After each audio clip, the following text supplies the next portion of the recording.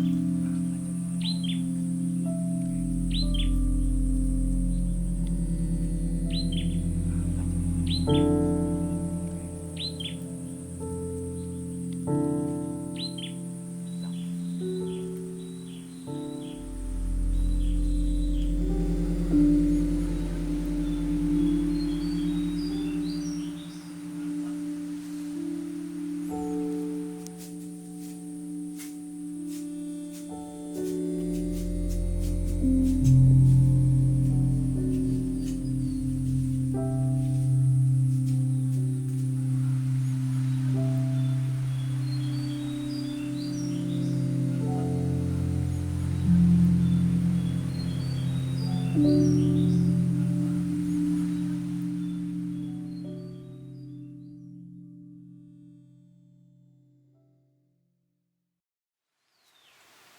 dulur-dulur semua, balik lagi bareng orang Gendai. Dan di pendakian kali ini orang tidak sendiri, orang bareng partner orang Halo, Rano, Rano Hardiana. Sekarang kita ada di mana tuh? Sekarang kita lagi ada di puncak Gunung Tampomas. Mas yang ada di Sumedang. Jadi pendakian kali ini kita lakukan ya menjelang bulan Ramadan lah ya. Iya. Tampomas ini kita melalui jalur Ciberem. Jadi kalau dulur-dulur semua yang mau ke sini sebenarnya gampang aja sih aksesnya. Jadi kalau dari kota Sumedang itu kalian tinggal mengarah ke arah Cirebon ya. Iya. Terus nanti ada daerah namanya Cimalaka, dari situ kalian lurus lagi sampai nemu rumah makan ex Tampomas dulunya. Di situ suka ada apa? Keluar masuk kendaraan proyek Oh, tambang, keluar di masuk sana ada tambang. truk-truk yang biasa galian pasir. Nah, dari sana masuk ke lumayan berapa ke dalamnya berapa? Nggak terlalu jauh sih, cuman jauhnya itu Jen karena si treknya emang jelek ya, karena sering keluar masuk kendaraan besar. Kendaraan besar. Jadi di situ pasti agak lama tersendat oleh truk-truk tersebut. Jadi gitu. dari situ lumayan ada 2 sampai 3 kilo mungkin Iya. ya ke atas. Letak base campnya itu setelah galian pasir. Jadi kalian lurus aja ke atas sampai nanti melewati galian pasir, nanti di atas pas beton ya. Pas jalan beton. Pas tidak jauh. Nah, baru kalian nemu base camp Ciberem. Sih kemarin tuh per orang dikenakan biaya 10.000. 10.000. 10.000, parkir 5.000, Hmm, sama penitipan helm 5.000. 5.000. Jadi total 20.000 untuk sekali pendakian 2 hari 1 malam ya. Iya. Sebenarnya base campnya juga nggak terlalu gede ya, Gede, nggak terlalu gede, cuman pos aja, Pos singgah namanya. pos singgah. Kalian di situ bisa parkir motor, bisa nitipin helm juga, ada warung juga ya Ada di bawahnya. di bawahnya Di ada bawahnya. warung dan ada toilet juga, jadi aman lah. Nah, lanjut mungkin kita ke pendakian dimulai dari bawah. Kita itu kemarin berangkat jam berapa? Jam 11 lebih seperempat lah kurang lebih. 11.15 kita mulai pendakian. Trek pertama yang kita lalui jelas masih beton lah ya, masih beton sampai kita nemu ke apa? Ke TPA. kita lewat jadi ada dua alternatif Ada ya. alternatif Kemarin jalur. tuh dari pos singgah. Yang pertama kita motong jalur ke kayak banyak rumput ilalang gitu, cuman di sana rimbun. Kita kemarin ambil ke jalur utama dulu, Ya. jalur jalan gede melewati TPA karena kita belum tahu ya kondisinya yang seperti rimbun apa. kayak gimana, dan takutnya lebih jauh juga. Akhirnya kita lewat si TPA tersebut dan lebih dekat ya malah. Lebih dekat, terus lebih treknya dekat. juga enjoy sih ya. Iya, enjoy. Nggak terlalu, cuman mungkin yang jadi sedikit masalah adalah bau tidak sedap dari TPA itu. Nah, jadi ketika kita lewat ke situ, memang di situ kan emang tempat pembuangan akhir sampah. Jadi memang sedikit banyaknya aromanya tercium, bahkan sampai radius udah di atas juga Jan. udah di atas juga masih kecium. kecium. Nah, jadi setelah kita lewat TPA itu, kita langsung jalannya itu nemu pinus ya? Hutan pinus. Jadi gak lama kita lewatin hutan pinus, di situ sampai ke pertigaan. Nah, untuk ke puncak Tampomas ini kita ngambilnya ke sebelah kiri. Dari situ trek masih enjoy ya. Kebilang enjoy sih. Masih dari enjoy situ, ya. Masih enjoy, tidak banyak tanjakan, masih banyak bonus, dan yang enaknya itu karena rimbun. Nah, karena rimbun, jadi walaupun kita berangkat siang, kita berangkat jam 11 otomatis di jalan lagi panas-panasnya, tapi karena vegetasinya masih rimbun, malah adem. Iya. Adem karena ada angin juga gitu kan, panasnya terhalang sama pohon-pohon. Jadi gak terasa juga sih sebenarnya untuk dari perjalanan ke pos 1 ya, Iya, ke pos 1. Dan ke pos 1 ini bisa dibilang yang terjauh. Bisa bilang perjalanan terjauh dari semua pos kita kemarin berapa ya, 1 jam 45 menit ya, kurang lebih Jen 1 jam 45 menit dari base camp ke pos 1 dengan trek yang ya karena landai banyak bonus jadi akhirnya memang agak jauh. Nah dari pos 1 ke pos 2 gimana dong treknya? Pos 1 ke pos 2 kemarin masih kebilang aman juga sih sebenarnya. Aman juga ya, aman belum juga. terlalu terjal atau gimana Jen. Masih ya cukup lah untuk pendaki trek segitu ya ideal lah. Ideal ya, bonus ada, tanjakan juga ada, tapi nggak terlalu yang terjal seperti apa. Dan paling ini Jen, udah di atas juga mau ke pos 2 ya kemarin masih kecium. Oh iya, bau TPA-nya masih cium. Itu yang bau sampahnya mengganggu itu. Justru bukan karena panasnya. Bukan panas, karena bau itu menyengat gitu. Jadi kita pun sepanjang perjalanan agak terganggu juga agak terganggu juga dengan bau dari TPA ini gitu. Terus dari pos 1 ke pos 2 tuh kita berapa lama kemarin? Kurang lebih kemarin sejam ada ya? Sejam? Ada sejam. Sejam? Kurang. Nanti ada. Lupa lagi kemarin berapanya. Yang jelas tidak selama dari pos 1 ke pos 2 lah, lebih cepat. Dari pos 2 ke pos 3 lebih cepat juga. Lebih cepat, tidak terlalu jauh dan treknya juga masih sama. Tidak terlalu terjal, tidak terlalu santai, masih ada bonus juga dan vegetasinya juga masih tetap sama rimbun. Dari pos 3 ke pos 4 tuh kita nyampe kurang lebih setengah 3 kurang gitu. Setengah tiga kurang. Pokoknya sebelum asar lah. Sebelum asar pokoknya kita nyampe ke pos 4 itu sebelum asar. Pos 4 ini yang perlu dicatat itu adalah pertemuan jalur Ciberem dan jalur Narimbang. Jadi ketika kita mau menaiki jalur Narimbang, kita nantinya akan ketemu di pos 4 ini. Di sini juga lumayan agak luas. Agak luas si posnya. Enak buat santai, ngopi-ngopi, cocok lah. Karena kenapa kita merekomendasikan untuk istirahat dulu agak santai di pos 4 ini? Karena setelah ini kalian akan disuguhkan dengan trek yang sebenarnya dari Tampomas. Dari pos 4 kita ke Sangyang Taraje ya. Sangyang Lawang. Sangyang Lawang dulu. Baru jalan gak berapa lama kita langsung dihadapkan dengan tanjakan yang lumayan menguras tenaga ya, ibarat kata lutut ketemu bibir. Tapi belum seberapa. Ini masih pembukaan. Jadi treknya masih tetap sama, bebatuan. Jadi memang harus hati-hati, licin, harus lihat pijakan juga, takutnya batunya longsor, jatuh. Ya, jadi kalian harus perhatikan. Dari pos 4 ini ke pos Sangyang Taraje sebenarnya nggak lama, cuma 10 menit, 15 ya, sekitaran segitu ya. Ya kalau bawa beban 15 menit. 15 menitan lah. Kalau bawa beban 15 menit. Kalau nggak bawa bisa lebih cepat. Bisa lebih cepat. Cuman ya memang langsung terjal. Pas dari Sangyang Lawang ini lanjut kita ke Sangyang Taraje. Dan masih tetap sama. Tanjakan yang curam dan malah ada kecenderungan semakin curam. Dari Lawang ke Taraje ini tanjakannya semakin curam dan memang agak lumayan juga ya. Iya, lumayan juga gitu. Tapi kebilang cepet juga ya, Jen? Cepet, cuma 10 menit. Kemarin itu cuma 10 menit dari Lawang ke Taraje. Cuman ya harus diperhatikan bagaimana kalian mendakinya, karena memang agak pijakan, Jen. Pijakannya harus fokus juga. Karena beberapa kali Dul juga sempat terpleset ya kan. Nah, dari Taraje ke Tikoro. Nah ini hati-hati nih.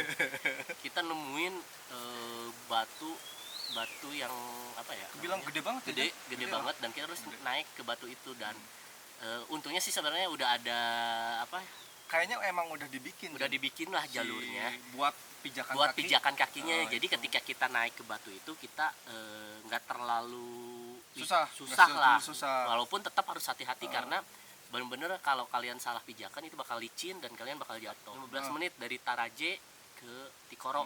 Dari Tikoro. Nah dari Tikoro baru treknya udah mulai balik lagi nih. Jadi banyak bonus lagi, banyak bonus lagi, dan tanjakannya tidak seterjal sebelumnya juga. Jadi dari Tikoro kita menuju ke kawah ya. Kawah. Sempat bingung sebenarnya nyari pos kawah ini karena gak kelihatan karena posisi kawah itu seperti retakan ya. Seperti retakan, jadi sempit, sangat sempit. Nah di situ nanti kalian bisa ngelihat sebelah kanan patokannya. Nah sebelah kanan, ingat. Emang pelangnya agak kesana aja. Ya, jadi nggak kelihatan. Jadi kalau misalkan kita yang arah naik, si pos kawah ini, tulisan kawahnya ini nggak akan kelihatan. Jadi ya harus lebih cermat lah. Harus dari pos kawah ini baru OTW puncak. Dan itu pun nggak terlalu jauh juga ya. Nggak terlalu jauh ya, deket ya. Dari kawahnya udah deket, dan treknya itu juga udah landai.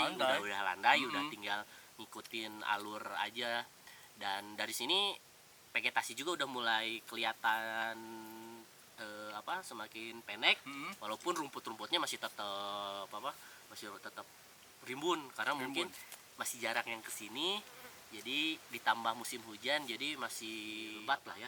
Jadi harus hati-hati melangkah karena kadang batu yang di bawah nggak kelihatan. Kita aja beberapa kali kesandung. Jadi benar-benar harus hati-hati lah ya. Nah untuk arah dari ke puncak juga berapa lama ya kita? Ke puncak tuh kemarin kurang lebih setengah 6 ya. Pokoknya nyampe ke puncak itu setengah 6. Dan di puncak kita langsung disuguhi sebenarnya pemandangan yang indah, sunset. Cuman sekejap. Karena kebetulan pas kita nyampe ke atas angin udah gede, ngebawa kabut tebal. Dan jadi kabutnya ke arah kita ya. Nah itu kabutnya itu ngarah ke arah kita, dari bawah ke arah kita. Jadi sesekali ketutup dan kebukanya itu cepat banget. Jadi ya seenggaknya kita masih melihat sedikit pemandangan di sunsetnya, walaupun memang tidak terlalu lama. Tapi setidaknya Jen, lelah kita terbayar. Nah itu lelahnya terbayar walaupun persekian detik. Nah itu walaupun cuma sepersekian detik, tapi kita masih melihat bersyukur lah ya. Mungkin total perjalanan kita dari bawah sampai ke atas itu kurang lebih 6 jam kurang lebih 6 jam lebih, dengan agak sedikit santai sih sebenarnya. Santai, bahkan kita sempat istirahat sampai sejam. Kita istirahat lama di pos 1 sama pos 4. Nah, pos 4 kurang lebih sejam sih. Sejam rata-rata itu di 2 pos itu. Jadi lumayan lah sebenarnya, bisa lebih cepat sebenarnya. Cuman ya tergantung situasi dan kondisi teman-teman semua. Jangan sampai memaksakan, akhirnya malah kalian cedera dan tidak bisa melanjutkan perjalanan. Itu ya. Belum beres ternyata. Jadi setelah kita nyampe puncak, karena memang kondisinya berkabut terus angin gede, setelah mendirikan tenda kita akhirnya langsung tidur ya. Langsung tidur karena kondisi juga di luar tidak memungkinkan, walaupun sempat foto-foto juga di malam hari gitu kan. Di malam dapatlah view malam.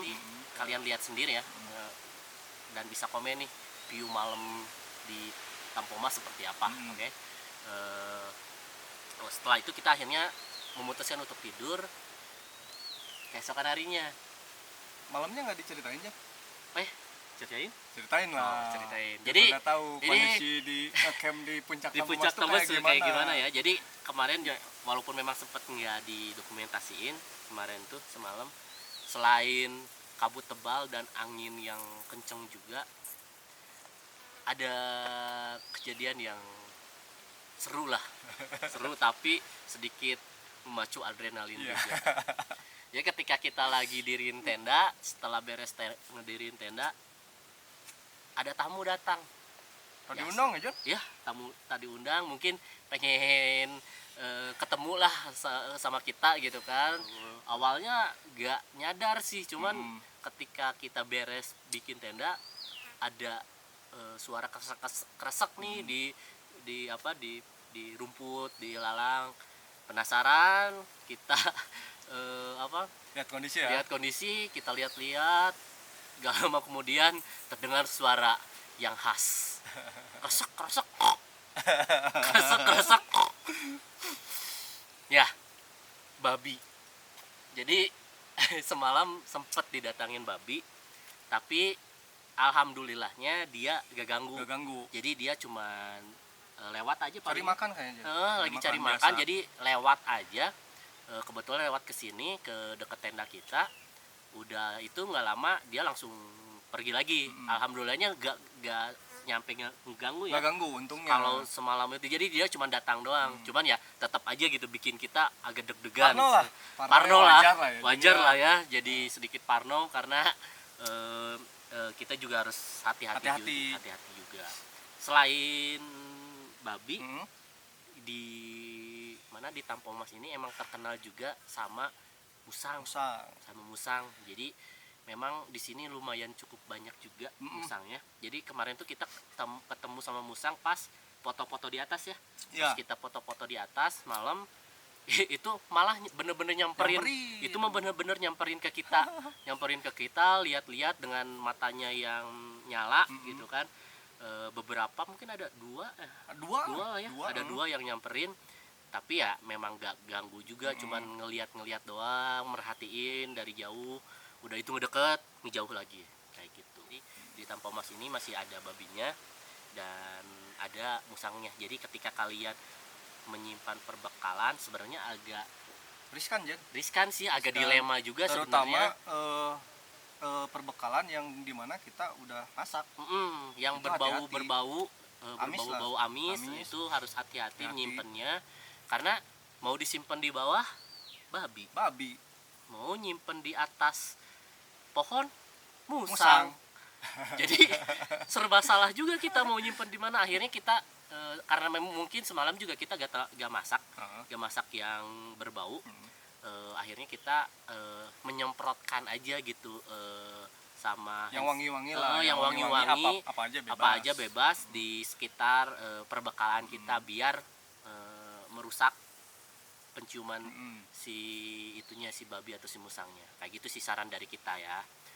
Pagi hari kita masih ada agenda lah ya. Iya. Masih ada agenda karena Tampung Mas ini salah satu gunung yang unik juga dan bukan mistis ya, tapi punya nilai historis. Iya. Punya nilai historis yang agak tinggi di puncaknya.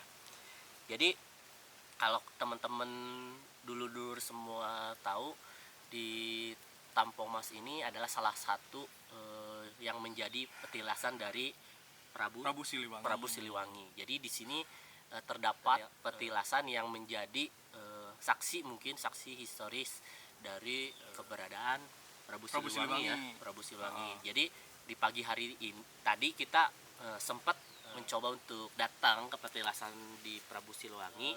Rutenya gampang sebenarnya. Jadi nanti di puncak kalian bakal nemu batu gede. Nah, dari situ ada jalan setapak di pinggirnya, sebelah kiri lah, mungkin di sebelah kirinya. Kalian jalan aja ke situ, ikutin jalur. Nanti ada percabangan sebenarnya. Ada 2 percabangan. Yang pertama itu ada yang ke kiri. Nah, ada yang kanan. Di percabangan pertama kali itu kalian pilih yang kanan, jangan ke kiri yang di percabangan pertama. Setelah itu ada percabangan lagi yang kedua. Di percabangan kedua ini kalian justru pilih yang ke kiri, jangan sampai pilih ke kanan. Jadi pilih ke kiri, nanti setelah itu nggak lama kalian akan ketemu sama tangga yang dari batu ya. Iya. Tangga dari batu. Nah, dari situ kalian akan disambut dengan seperti bukan gerbang lah ya. Iya, kayak gerbang gitulah. Gerbang kecil dengan beberapa khas batu-batu yang udah ditutup bungkus sama kain, dibungkus sama kain putih kebanyakan. Nah, disitulah tempat petilasannya. Di sini terdapat beberapa petilasan ya. Oh ya, ini petilasan yang utama ya. Di sini petilasan utama, petilasan dari Eyang Prabu dan istrinya nggak satu nggak katanya satu istrinya. katanya. Jadi ada beberapa istrinya yang sama-sama ada di sini. Jadi pas kita lihat ke atas itu terdapat empat lah ya. Ya kurang lebih empat lah. Yang pertama itu yang di sebelah kiri itu ada ya petilasan Prabu Siliwanginya. Terus ada yang berjejer 3 langsung, itu katanya istri-istrinya. Dan di sebelah istri-istrinya itu ada tempat sembahyang. Di pojok kanan katanya. Di pojok kanan, di kanan tuh ada tempat sembahyang dari Prabu Siliwangi. Tadi kita ngobrol ya sama. Kita beruntung ya Jan. Ya, beruntung. Lagi ada yang ziarah ya. Ziarah lah ya. Ziarah lah, bukan semedi ziarah. Semedi ziarah. Kebetulan ada yang udah berapa kali ya, udah sering dia juga sering Jan kesini, terutama pas malam Kliwon. Mau Kliwon apapun yang dia sering datang. Apalagi Jumat Kliwon katanya juga Prabu Siliwangi ini dia selalu datang di Kliwon. Apapun itu malam Kliwon. Jadi di hari-hari biasanya mungkin dia pergi, tapi ketika Kliwon dia bakal menetap di sini. Seperti itu. Nah, selain petilasan utama Prabu Eyang Siliwangi ini, sebenarnya masih ada juga katanya petilasan panglima dari Prabu Siliwangi. Cuma ini letaknya ada di bawahnya sebelah kanan. Kalau dari petilasan Eyang Prabu ada di sebelahnya, di sebelah kanannya. Cuman kita nggak sempat ke sana karena berbagai hal. Ya. Kita memutuskan untuk tidak datang ke sana. Jadi kita cuman di ini aja, petilasan Eyang Prabu aja ya Jan ya. Petilasan Eyang Prabu aja, kita pengen lihat, kita pengen silaturahmi lah, minta izin, kita udah datang ke sini. Seenggaknya kita menghormati lah ya adat-adat, menghormati yang ada di sini. Karena kan ibarat kita tamu ya di sini, jadi kita harus minimal permisi lah. Etika kita dipakai gitu. Jangan sampai kita seenaknya naik ke rumah orang, naik ke ini tapi tanpa izin terlebih dahulu, seperti itu. Jadi kita juga seenggaknya dapat pelajaran, dapat informasi gitu kan. Datang ke sini tuh nggak sekedar kita naik capek-capek naik gunung, nyampe puncak turun lagi, tapi kita juga bisa berbagi ilmu, sharing-sharing lah sama beliau terkait Prabu Siliwangi ada di sini gitu kan, asal usul Prabu Siliwangi dulunya kayak gitu. Dari situ mungkin kita langsung turun lagi karena kita juga belum sarapan. Kita harus packing karena nggak mau turun ke bawah nih. Kita nggak mau turun ke bawah terlalu siang juga gitu, karena ketika siang kabutnya akan semakin tebal naiknya. Jadi kita meminimalisir lah ketika nanti turun kita terlalu gelap juga lah. Jadi untuk pendaki pemula Jan kalau bisa didampingi juga. Ya, kalau yang ini alangkah baiknya ada yang mendampingi orang-orang yang sudah tahu, sudah kenal Gunung Tampomas ini, atau mungkin kalian juga bisa meminta bantuan dari teman-teman di base camp, di pos singgah untuk menemani ke atas, karena memang bisa dibilang ya agak tricky juga sih treknya gitu kan. Cari informasi, jangan sampai kalian bener-bener kosong banget lah datang ke sini. Oke. Jadi kalian harus coba datang ke sini. Mungkin gunungnya hanya ketinggiannya hanya 1684. Tapi itu bukan patokan treknya akan mudah. Jadi jangan pernah menganggap gunung kecil di Jawa Barat itu mudah ya Jen. Ya, betul. Karena ini juga kasus pengalaman kita pribadi. Ya. Justru gunung di Jawa Barat dengan konstruk ketinggian yang seperti itu bisa dibilang di bawah 2000 ya Jen. Tapi bahaya dan curam. Bisa jadi kayak gitu. Gunung-gunung di Jawa Barat itu punya karakteristik walaupun mereka pendek tapi treknya sangat menantang dan tidak mudah lah gitu kan. Tiap daerah punya karakteristik masing-masing lah ya, masing-masing. Jadi sekian mungkin perjalanan kita di Gunung Tampomas. Semoga kalian bisa menikmatinya, semoga kalian bisa mengambil pelajaran dari perjalanan kita hari ini. Sampai jumpa lagi di perjalanan sekedar cerita lainnya. Oke. Jangan lupa Jen. Tampo Mas, boga carita.